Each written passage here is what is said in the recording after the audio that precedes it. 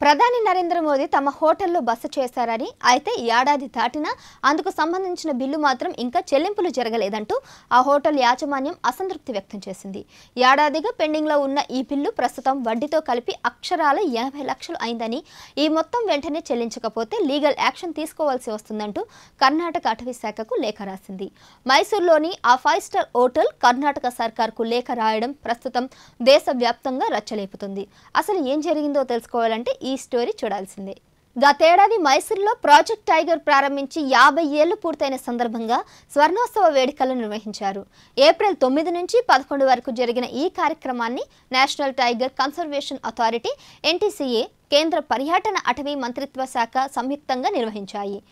3 కోట్ల వ్యయంతో ప్రధాని నరేంద్ర మోడీ కార్యక్రమం నిర్వహించబోతున్నారని కర్ణాటక రాష్ట్ర అటవీ శాఖకు ఆదేశాలు అందడంతో అక్కడి అధికారులు ప్రధాని బస చేసేందుకు ఓ లగ్జరియస్ హోటల్ని బుక్ చేశారు. మైసూర్లోని రాడిసన్ బ్లూ ప్లాజా హోటల్లో ప్రధాని ఉండేందుకు అన్ని రకాల సౌకర్యాలతో ఏర్పాట్లు చేశారు. అయితే ఆ హోటల్ బిల్లు 80 లక్షలు అయింది. ఇది ఇప్పటివరకు చెల్లించకపోవడంతో హోటల్ యాజమాన్యం ఆ రాష్ట్ర డిప్యూటీ కన్వర్జేటర్ ఆఫ్ ఫారెస్ట్ ఆఫీసర్కు లెటర్ రాసి చాలాసార్లు గుర్తు చేసింది. అయినా లాభం లేకపోయింది. అసలు ఈ కార్యక్రమానికి అంచనా వేసిన ఖర్చు 3 కోట్లు. ఈ మొత్తాన్ని కేంద్ర ప్రభుత్వమే భరిస్తుందని ప్రకటించారు. కానీ ఖర్చు అనుకున్న దానికంటే డబుల్ అయింది.